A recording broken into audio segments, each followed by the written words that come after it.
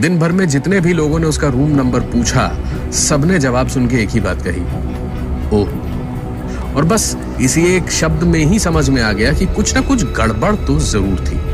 लेकिन दिल में डर ये ज्यादा था कि सीनियर रैगिंग करेंगे, और इस डर के मारे रमन को नींद नहीं आ रही थी। काफी देर हो चुकी थी और ना अभी तक कोई उसे बुलाने आया था रैगिंग के लिए, और ना ही बाहर से किसी तरह की कोई आवाज आ रही थी। थोड़ा बेचैन सा हो रहा था रमन। अब तो क्या मैं इतना ही मामूली हूं कि किसी ने मुझे याद ही नहीं रखा? ठीक है, रैगिंग बुरी बात है, लेकिन ये तो अजीब सी बात है ना। रमन जानता था कि वो गलती कर रहा था, लेकिन फिर भी वो अपने कमरे से बाहर निकला देखने के लिए कि आखिर ये हो क्या रहा है। और बाहर निकल के रमन ने जो देखा, उसके बाद वापस अपने कमरे में जाने में उसे घबराहट हो रही थी। अब आखिरकार रमन ने अच्छे मार्क्स से क्लास 12 पास किया और अपने गांव का पहला लड़का था जिसको इंजीनियरिंग में एडमिशन मिला था। माँ बाप जितना गर्व महसूस कर रहे थे, उतनी ही रमन को खुशी थी कि वो कुछ कर पाएगा जिंदगी में। गरीबी और मुश्किलों के दिन बहुरेंगे और घर वालों के लिए, गांव वालों के लिए कुछ कर पाएगा। यही सोच के रमन कॉलेज पहुंचा। हॉस्टल रूम अलॉटमेंट हुआ तो उसे बुला के रूम की चाबी देते हुए वार्डन ने मुंह थोड़ा सा अजीब बनाते हुए कहा, 2 बातें याद रखो। पहली ये कि 9 बजे रात को डिनर टाइम होता है, उससे पहले हॉस्टल में ना घुसे तो ना खाना मिलेगा और ना ही अंदर एंट्री। और दूसरी बात ये कि कोई भी दिक्कत हो तो अपने कमरे के दरवाजे पे लगी हुई बड़ी सी घंटी को जोर जोर से बजाना और चिल्लाना, room number 17, room number 17, room number 17। Raman को लगा ये शायद रैगिंग से बचने का या किसी और प्रॉब्लम का कोई मदद बुलाने का तरीका होगा। उसने पहला पूरा दिन दोस्त बनाने की कोशिश में बिताया, लेकिन उसका रूम नंबर सुनने के बाद कोई भी उससे दोस्ती करने के मूड में दिख नहीं रहा था। एक लड़के की बात से रमन को थोड़ी घबराहट ही हुई। उसने बताया, यार मुझे पता तो नहीं पक्का क्या बात है, लेकिन 17 नंबर रूम लेने से पहले मुझे मेरे भैया ने मना किया था। पहले तो मुझे ही मिल रहा था ना, लेकिन मेरे मना करने के बाद शायद तुम्हें मिला। शायद तुम ही अकेले एक ऐसे स्टूडेंट हो जिसके रूम में 2 नहीं, तुम अकेले हो। रमन यही सब बातें सोचते सोचते रात को परेशान था कि वैसे ही सीनियर्स आज रैगिंग करेंगे और ऊपर से रूम में भी वो अकेला ही है। ऐसा क्यों? इसका जवाब किसी के पास था नहीं या कोई दे नहीं रहा था। समझ नहीं आ रहा था। रमन के दिमाग में यही चल रहा था कि रूम से बाहर निकले या नहीं। रूम में उसे कोई दिक्कत अभी तक हुई नहीं और ना ही कोई सीनियर या जूनियर आया उसे रैगिंग के लिए बुलाने को। रमन ने सोचा अब बहुत हुआ, जरा जाके देखा जाए। वो उठा और कमरे का दरवाजा खोल के उसने बाहर झांका तो देखा लाइन से बाहर उसके बैचमेट्स खड़े थे और हो हल्ला करते हुए रैगिंग चालू थी। रमन के दरवाजा खोलते ही इतनी तेज आवाज आई कि उसे बहुत अजीब लगा। कमरे के अंदर बंद दरवाजे में जरा सी भी आवाज नहीं आ रही थी और दरवाजे से निकलते ही इतनी आवाज। रमन ने वापस दरवाजा बंद किया तो एक बार फिर से कोई आवाज नहीं आ रही थी। रमन ने फिर से दरवाजा खोला, लेकिन इस बार कमरे की चौखट के अंदर ही था। आवाज अभी भी नहीं आ रही थी और सामने बैल्कनी से दिख रहा था कि हो हल्ले के साथ रैगिंग बिल्कुल चालू थी, लेकिन कोई आवाज क्यों नहीं आ रही थी। अब तो दरवाजा भी खुला था। रमन ने एक कदम आगे बढ़ा के जैसे ही कदम कमरे की चौखट के बाहर रखा, फिर से शोर सुनाई देने लगा। क्या अजीब सी बात थी ये। रमन ने सोचा कुछ तो गड़बड़ है। शायद सब शांत हो तो बेहतर समझ में आएगा कि माजरा क्या है।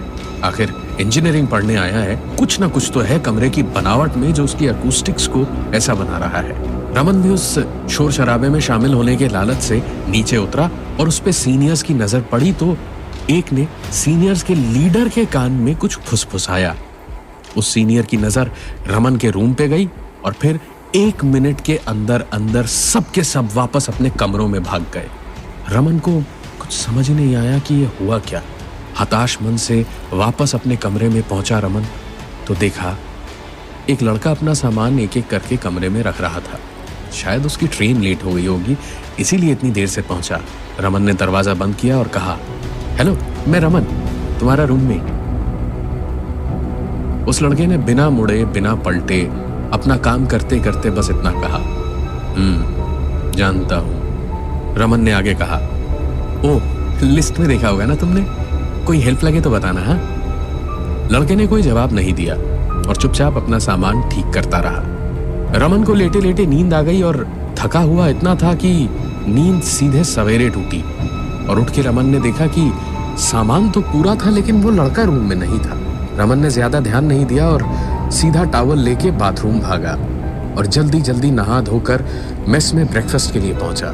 जल्दी जल्दी नाश्ता किया और सोच ही रहा था अपने रूममेट के बारे में कि ना उसकी शक्ल देखी, ना उसका नाम पूछा, ना उसे पहचान पाएगा भीड़ में देखकर, ना पता चलेगा कि था कौन।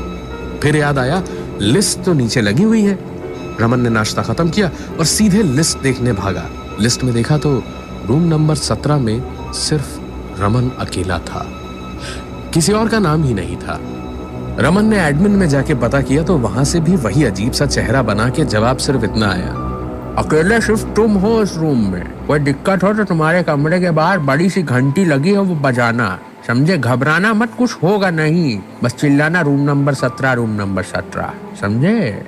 रमन को समझ नहीं आ रहा था ये हो क्या रहा है। उसने क्लास वगैरह खत्म की और क्लास में एक दो लड़कों से उसकी दोस्ती भी हुई, बातचीत भी हुई, लेकिन किसी को उसके रूम के बारे में या रूममेट के बारे में कुछ नहीं पता था। लेकिन 17 नंबर में रहना नहीं है ये सबको किसी न किसी ने पहले से बता रखा था। रमन अब थोड़ा नहीं, काफी ज्यादा घबराया हुआ था। शाम को वापस अपने कमरे में पहुंचा तो देखा उसका रूममेट कंबल ओढ़े सो रहा था। रमन को अजीब लगा, गर्मी में ऐसे कंबल ओढ़े क्यों कोई सो रहा होगा।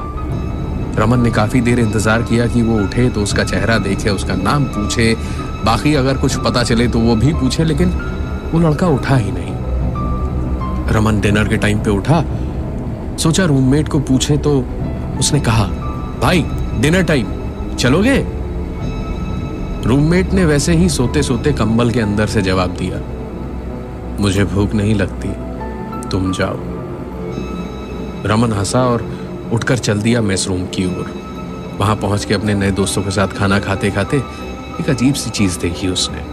वो और उसके 4 दोस्त जहां बैठे खाना खा रहे थे, उसके आसपास कोई नहीं था और सब लोग दूर से रमन को बस घूरते जा रहे थे। रमन ने सोचा शायद आज उसकी रैगिंग का प्लान वैन कुछ बना है। अंदर ही अंदर रमन खुश था, एक घबराहट भी थी कि कहीं कुछ तो गड़बड़ है। डिनर खत्म हुआ, एक एक करके उसके नए दोस्त अपने कमरों में चले गए और रमन वापस अपने कमरे में पहुंचा तो देखा उसका रूममेट पंखे से झूल रहा था और उसके शरीर पे एक भी कपड़ा नहीं था, लेकिन जख्मों के निशान भरे पड़े थे। रमन ने तुरंत कमरे के दरवाजे पे लगी वही घंटी जोर जोर से बजानी शुरू की और चिल्लाना शुरू किया, room number 17, room number 17, room number 17, room number 17, room number 17। और सबके सब दौड़े दौड़े आए, रमन के कमरे का दरवाजा बंद करके उसे अपने साथ नीचे ले गए और फिर पता चला कि 10 साल पहले रूम नंबर 17 में रैगिंग के वक्त बात कुछ ज्यादा आगे बढ़ गई थी और उस रूम में रहने वाले लड़के की सीनियर से हाथापाई हो गई। उसके कपड़े उतरवा के पूरे हॉस्टल में उस लड़के को बहुत बेइज्जत किया गया, बहुत मारा गया और फिर इसी बेइज्जती से हताश होकर लड़के ने पंखे से लटक के सुसाइड कर लिया। लेकिन जिन्होंने उसके साथ ऐसा किया वो सब के सब बहुत बड़े बड़े लोगों के बच्चे थे, इसीलिए उन्हें कुछ नहीं हुआ। केस सुसाइड का बना और सब बच के निकल गए।